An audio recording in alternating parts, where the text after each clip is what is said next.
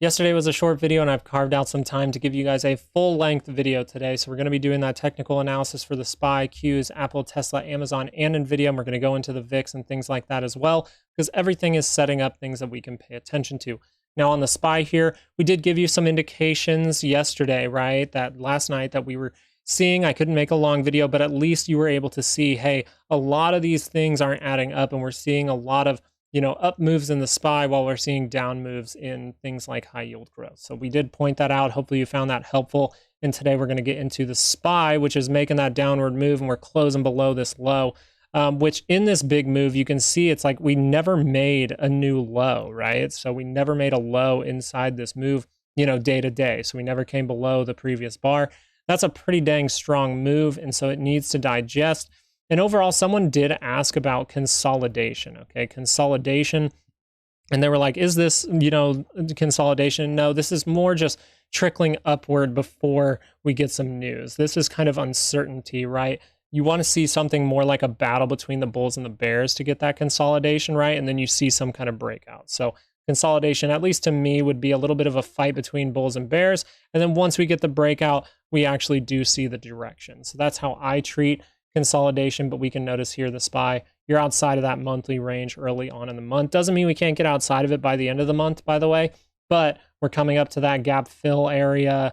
You're outside of that range. And then if we actually just go into a 30-minute, which is something that we pointed out yesterday, you can see this divergence really big on the MACD and RSI. Okay, now you don't necessarily have like a confirmation of divergence because we didn't cross one more time.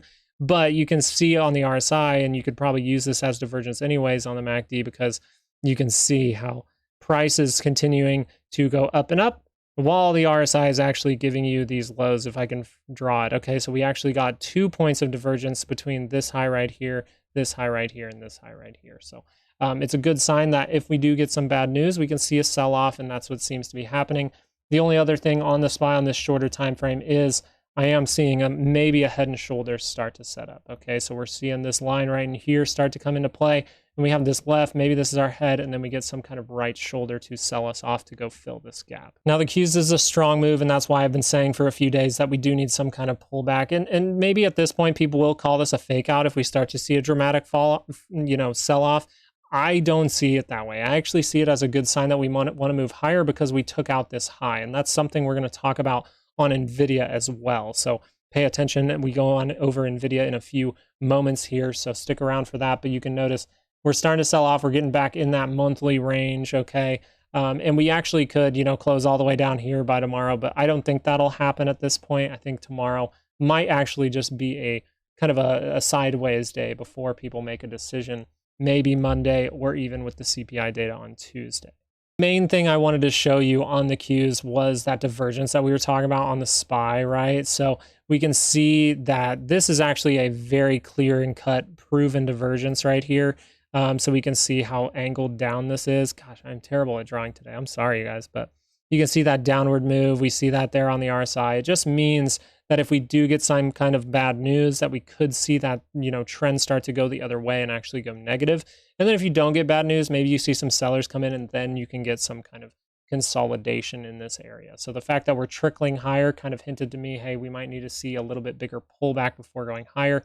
And that's why we're targeting, that lower high scenario. Okay, so we're going to switch back to a daily real quick.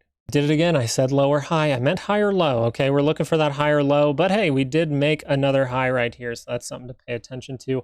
Overall, what I'm thinking is, you have a lot of levels that are good to pay attention to. This level right in here with that gap fill. We have this level right in here with that gap fill, and we have one way down here. I would really be paying attention to this one, especially on Sunday when I give you these weekly ranges on the Qs, okay? So we just want to pay attention to that one because you can see how we've touched that area a few times in the most recent year or so, and we can use that as some leverage maybe to make a higher low and then see another extension of this overall move, maybe with some kind of ABC pattern, right? So ABC pattern, we break out, maybe we consolidate and start to move higher into the end of the year. Apple, we were overall, paying attention to two scenarios before the week started. If we dip lower and then find some buyers down into this area and then break out, or if we do go higher, then we most likely will go higher and touch the back into this purple zone like we like to do on Apple before we see an extension, okay? So this part here is pretty important, this blue zone here, and you'll notice we touch the top of it and then we explode. So I do believe that's most likely what is going to happen with Apple, because a lot of these moving averages are sitting around this area. Maybe we cut below them a little bit and then start to move higher with some good news. As I pull up a 2-hour, because I wanted to go over the 2-hour, you see we made another high here. Okay, we made a higher high in Apple from the most recent one, meaning the trend on the 2-hour is most likely to the upside. Okay, so that means that if we do see some kind of dramatic pullback and then we're able to see that curl back up, this MACD here is maybe even going to cross that center line. But if you see it curl back up, that is a very good sign that this positive trend is going to continue, and you're going to see another new recent high in Apple. But really on Apple, you're going to see that divergence as well. We got that big divergence across the board on a 30-minute, right? So we see that divergence there. We see it down here on the RSI as well. So it's kind of a hint that there is some weakness in this move. The momentum is dying down, and if we get some bad news, we can pull back, okay? And this is a lot of what I'm covering in my course, okay? So I am creating a course that teaches you a lot more about this MACD and how important every aspect of it and why divergences also actually do turn into reversals, like why that happens, okay? So I am going through that. Now on this move, you can just see divergences are really clear. We're going into a point where Jerome Powell's talking. We're getting data on Friday. We have CPI coming up. There's a lot of things that can point to a downward move. Meanwhile, this move has not really digested at all. So any kind of upward move could just get you back into this gray sell zone. And then you see some dramatic sell-off, because that's what happens, you know, when we do get up in this area. You can see those dramatic sell-offs.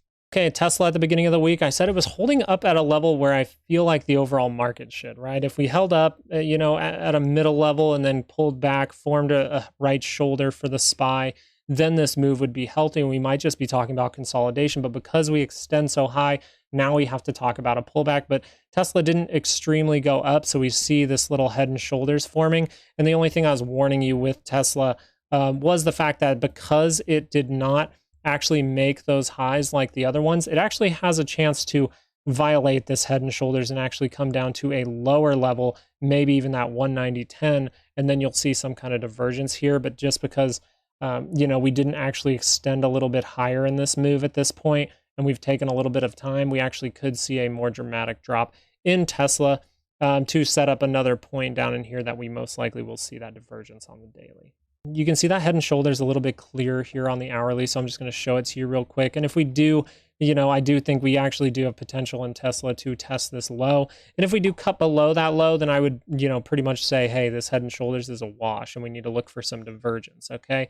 So if we do end up down here, I would just be, you know, kind of Xing this out and thinking of another pattern or something like that, some kind of divergence, okay? But if we are able to hold up at this low, then I would still consider this a head and shoulders, even with a double bottom, right? And maybe that's even stronger at that point. Double bottom, you have a head and shoulders set up, and then maybe we're able to extend to higher levels.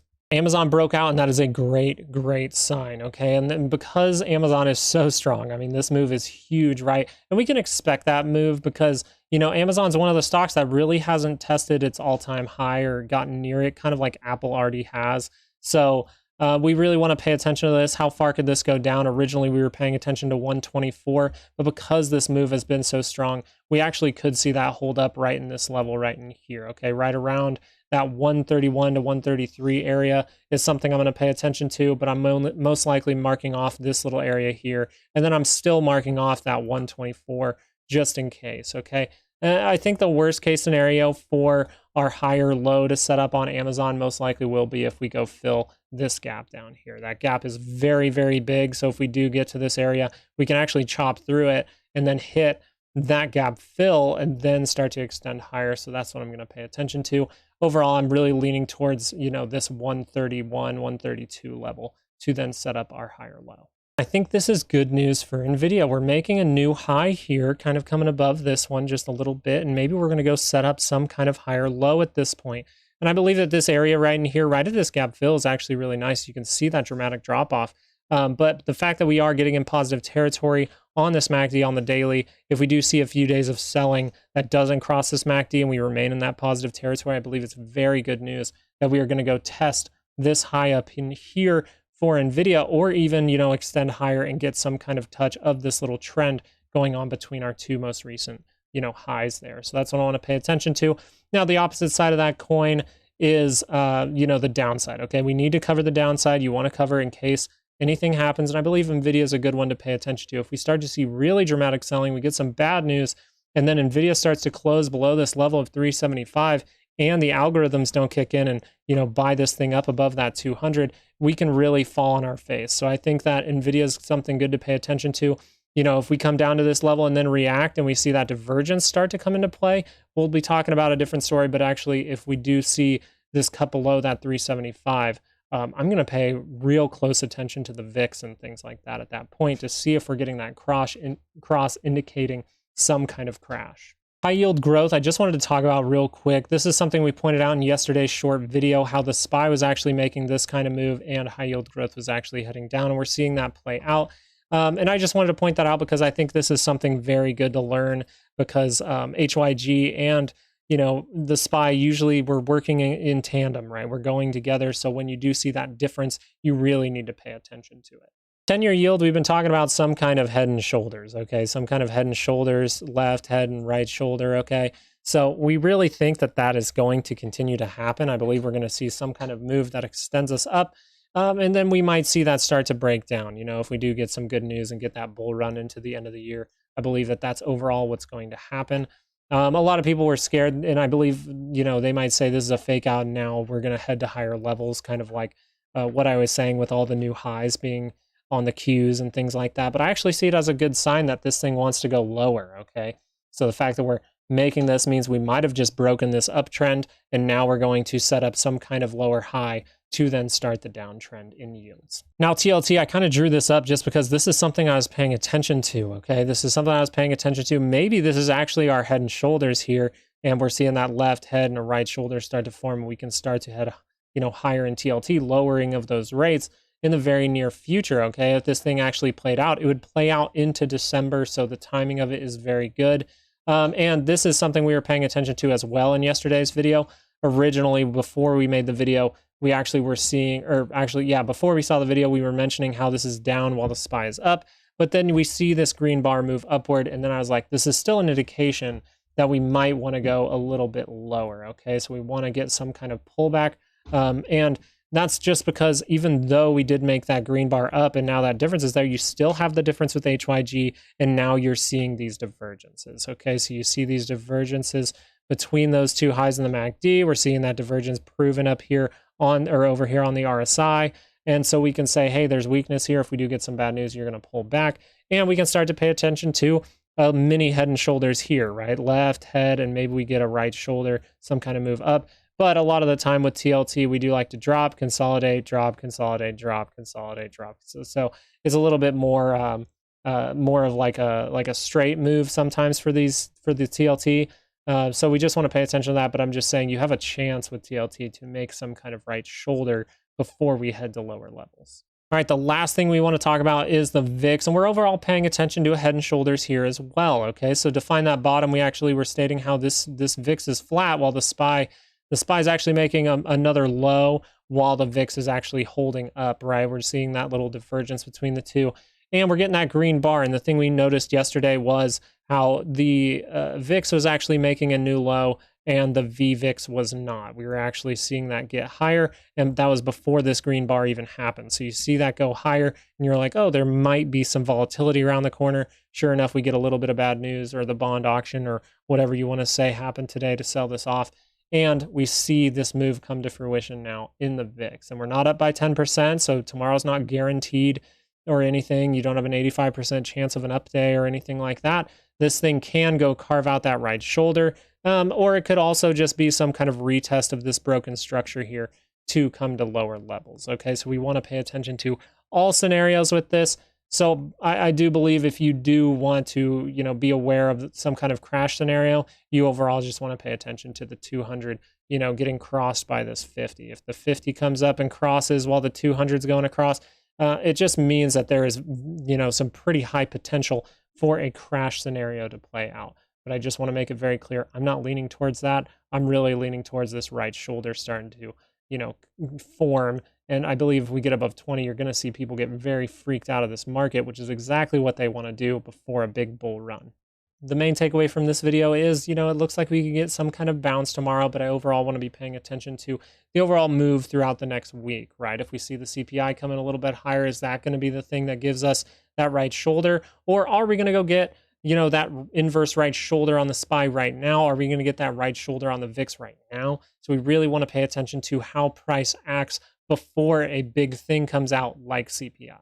Thank you so much for watching and liking and subscribing. You guys are great. Please comment any kind of questions that you might have or a stock that you'd like me to look at. I enjoy looking at stocks that I don't normally cover. It's fun for me.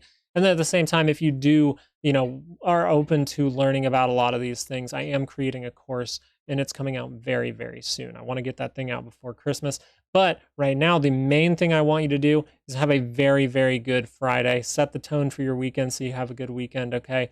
And have all the luck in the world trading tomorrow. Peace.